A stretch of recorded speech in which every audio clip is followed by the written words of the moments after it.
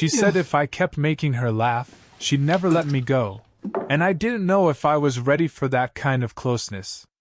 The weekend had started like any other. I was visiting my best friend's house, expecting a few hours of easy conversation, snacks, and maybe a few board games. What I hadn't expected was her. She was his aunt, a woman in her early 40s with an effortless grace that immediately drew attention. I had met her before at family gatherings, but this time, something about her presence seemed different, warmer, more alive. Her hair caught the sunlight streaming through the kitchen window, and the faint scent of jasmine lingered in the air. She moved with a quiet confidence, each gesture precise yet relaxed, as if she knew exactly where she belonged in the world. The first moment we truly connected was entirely accidental. She handed me a mug of coffee, our fingers brushing ever so lightly. The touch was fleeting, but electric, a subtle warmth that seemed to linger longer than it should. She smiled at me, not the polite smile reserved for acquaintances, but a real one, eyes sparkling with mischief. "I didn't know your friend had such a witty companion," she said, teasing, her tone light yet somehow intimate. I laughed, caught off guard by her attention. Something about the way she said it made my chest tighten just a little, not in fear or discomfort, but in anticipation. It was a small, ordinary moment, yet it felt charged, almost cinematic in its simplicity. Throughout the afternoon, our interactions became a quiet game of playful banter. She had this way of noticing the small things, the slight exaggeration in my gestures, the awkward pauses when I tried to be funny, and she would tease me gently, drawing laughter out of me like it had been hiding all along. And every time she laughed, it wasn't just a sound, it was a melody, a warmth that wrapped around me. I realized I was beginning to anticipate it, craving the moments when her smile would find mine across the room. I also noticed the subtle details. The way she tucked a strand of hair behind her ear, the curve of her shoulder as she leaned to reach for a book, the gentle cadence of her voice as she explained a story. It all felt so natural, so human, that I found myself drawn to her presence without even trying. Even her small sighs and quiet hums as she moved around the house became part of a rhythm I wanted to be near. By the time the rest of the family returned to the living room, I caught myself lingering, watching her from across the room, feeling a strange mix of admiration, curiosity, and something more. She had this subtle power, the kind that doesn't command attention aggressively but instead makes you want to step closer, to share a laugh, to exist in the same space as her. And as the sunlight faded into the warm glow of the evening, I realized that this weekend might be different. Somewhere between the casual jokes, the small touches, and the way her laughter seemed to echo in my mind long after, a connection had quietly taken root. One I didn't yet understand, but already, I didn't want to let go. By the second day of my visit, the initial spark between us had started to settle into something warmer, something more tangible. It wasn't dramatic or sudden, there were no stolen kisses or overly intense stares, but an easy, playful rhythm had formed, and I found myself looking forward to her presence more than I expected. We were in the kitchen again, this time attempting to make pancakes. I had never been good at cooking, and she knew it. As I fumbled with the batter, she leaned over to guide my hand, her fingers brushing mine in the most natural way. "You're hopeless," she teased lightly, though her eyes shone with amusement rather than judgment. I laughed, flustered, and she chuckled, the sound like sunlight spilling into the room. "Hopelessly funny," she added with a sly smile, and I felt a warmth spread across my chest I couldn't quite explain. The way she said it, half teasing, half genuine, made me notice the subtle intimacy in every small gesture. As the morning stretched into afternoon, we moved through a series of quiet, shared moments. We washed dishes side by side, our shoulders brushing occasionally, laughter spilling between us at the silliest things, a dropped spoon, a mismeasured cup of flour. Each laugh, each gentle touch, felt like a thread weaving a connection stronger than either of us expected. I began noticing the layers beneath her confident exterior. When she thought I wasn't looking, I saw the way her gaze softened as she watched children in the neighborhood play outside, or the fleeting hint of wistfulness when she glanced at an old photograph on the counter. Humor had become our bridge. Through laughter, she revealed fragments of herself that weren't always visible, and I found myself wanting to understand every nuance. There was one moment in particular that stayed with me. She leaned on the counter, resting her chin in her hand, watching me try to flip a pancake. I caught her looking, and she quickly turned away, smiling shyly, but the warmth in her expression lingered in the air. Her perfume mingled with the faint scent of syrup and coffee, and my chest tightened at the intimacy of such an ordinary moment. Even the smallest touches began to feel electric. A brush of her hand when passing a plate, her fingers lingering for a heartbeat longer than necessary. Each movement was subtle, yet charged with a quiet energy neither of us spoke aloud. We were learning each other's rhythms, discovering the comfort of closeness without pressure, the thrill of emotional intimacy in a space that felt safe and familiar. By the time the afternoon sun began to dip, I realized our laughter had created a bond that went beyond casual friendliness. I felt drawn to her, not just by her charm or wit, but by the quiet strength and vulnerability she carried beneath the surface. Humor was no longer just a way to make her laugh, it had become the thread connecting our hearts, the language we were beginning to share. And in that unspoken understanding, I sensed the start of something deeper, a connection that would grow, inch by careful inch, into something neither of us could deny. That evening, after the house had settled into its usual quiet, I found myself lingering on the porch, nursing a cup of tea. The golden light of the setting sun spilled across the yard, and somewhere between the chirping of crickets and the distant laughter of children inside, she appeared beside me. She had changed into something simple yet elegant, a soft, cream-colored sweater that framed her shoulders and caught the fading sunlight just right. We didn't speak at first. We simply watched the sun dip below the horizon, the silence between us filled with an unexpected comfort. Then she shifted slightly, so our shoulders touched, and I felt a jolt that startled me. Not fear, not anxiety, but a sharp awareness of how much I wanted to be near her. She glanced at me, and for a brief moment, our eyes met, something unspoken passing between us. "I used to come out here when I needed to think," she said quietly, almost to herself. "I guess some things don't really change, do they?" I turned to her, sensing a subtle vulnerability beneath her calm demeanor. There was no pretense in her voice, no teasing, just honesty. And somehow, that honesty made me want to reach out, to offer reassurance. "It's nice to have someone to share it with," I replied softly. Her hand brushed mine as she shifted, just enough that my skin tingled. It was an accidental touch, I told myself, yet it felt deliberate in the way it lingered. I realized, with a mix of thrill and hesitation, that I was noticing her differently now, not just as my friend's aunt, not just as a witty, graceful woman, but as someone who stirred a deeper, quieter longing within me. We talked then, really talked, about things that had never come up in casual conversation, the small regrets, the moments of doubt, the things we cherished. She laughed softly at some of my stories, leaned closer at others, her shoulder occasionally brushing mine. I felt the warmth of her presence settle around me, like sunlight in liquid form, and I realized that laughter had evolved into something far more intimate, a bridge to real emotional connection. At one point, our hands met again, fingertips grazing, and we both froze for a heartbeat longer than necessary. Her eyes searched mine, and I caught the flicker of something, curiosity, recognition, maybe even longing. I swallowed, aware that the world had narrowed to this small, golden-tinged space between us. The sun finally disappeared, leaving a soft twilight behind. We didn't force conversation, we just sat together, feeling the quiet intimacy that had grown from shared humor and gentle touches. For the first time, I understood that my feelings were no longer simple admiration or playful attraction. They had deepened into something more tender, more complicated, and yet undeniably real. By the time we returned indoors, I felt a mixture of exhilaration and hesitation.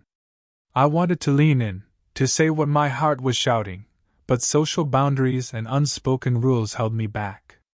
And yet, even in restraint, there was a thrill, a recognition that something significant had begun, a connection that would not be easily ignored. The following evening, I found myself restless. The easy comfort of the previous day had shifted into something more complicated, a mix of desire, hesitation, and a sense of uncharted territory. I could feel it in the way my chest tightened whenever she entered a room, the way my gaze sought hers even when I tried to focus elsewhere. Humor had been our bridge, but now, the distance between us felt charged with a tension neither of us wanted to acknowledge aloud.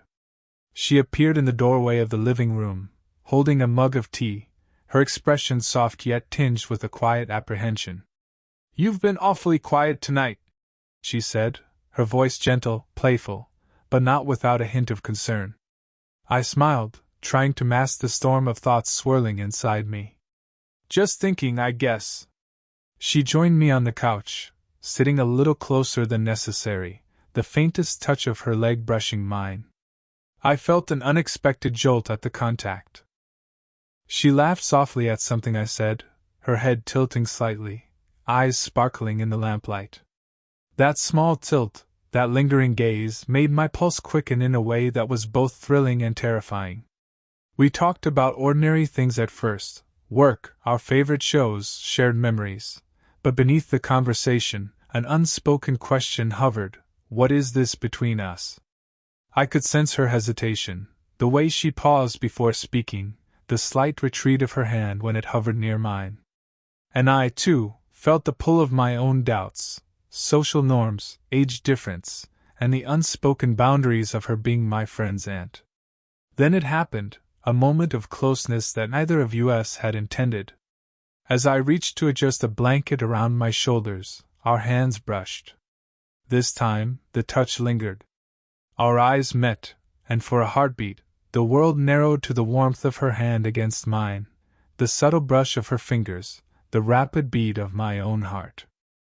She looked away quickly, her lips pressed into a thin line, and I could sense the conflict mirrored in her expression.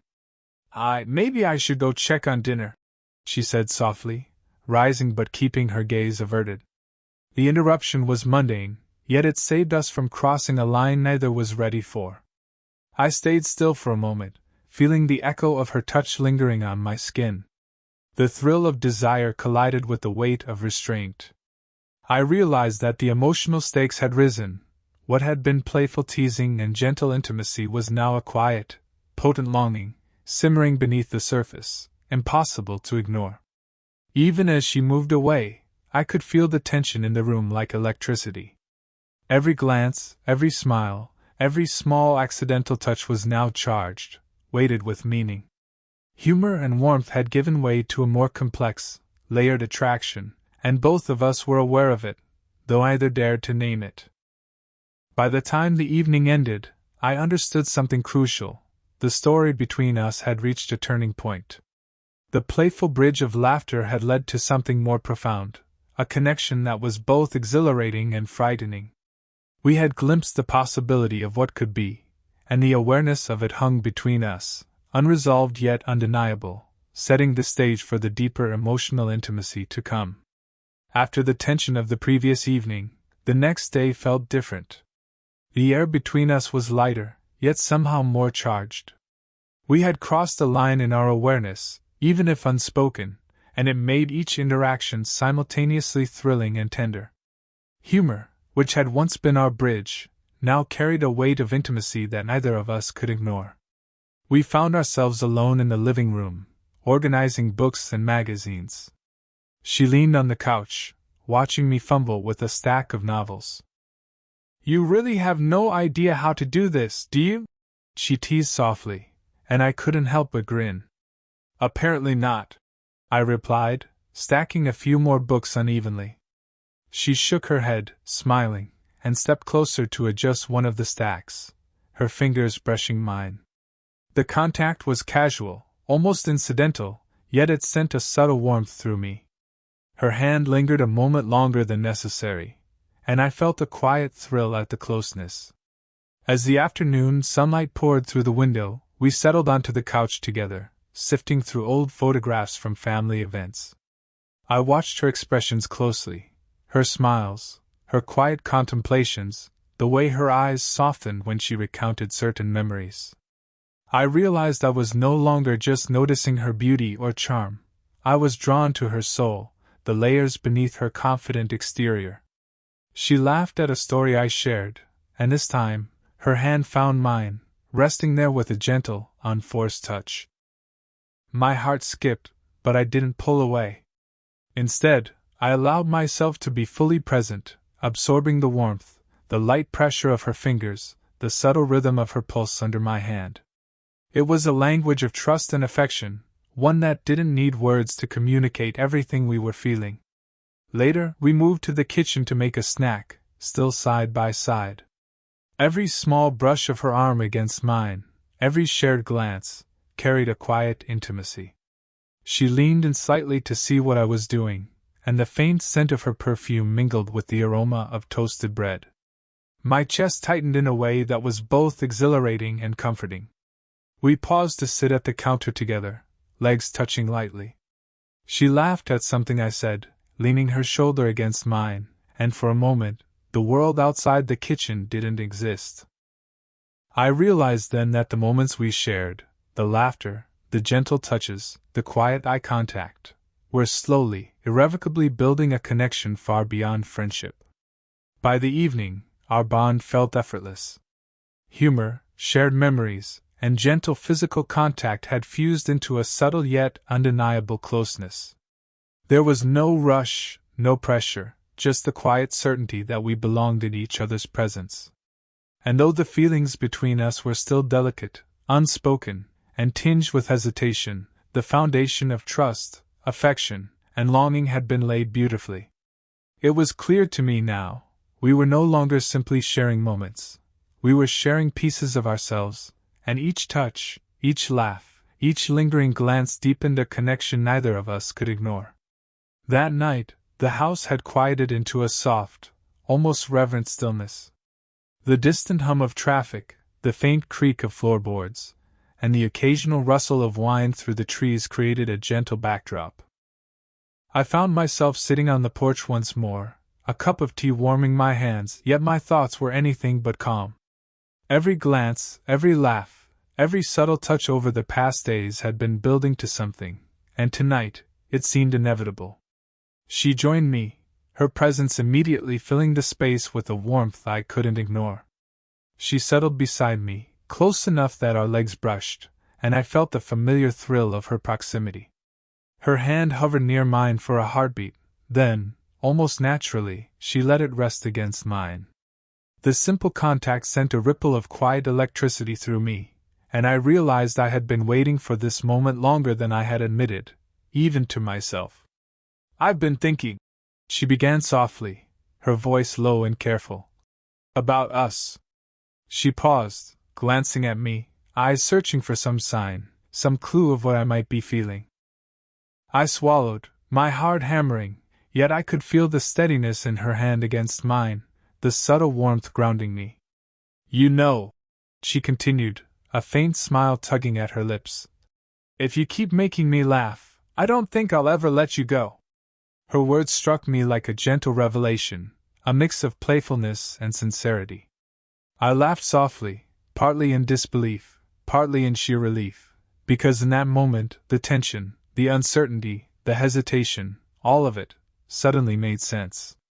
I looked at her, really looked, and saw the quiet vulnerability beneath her confident exterior, the way her eyes shimmered with a longing that mirrored my own.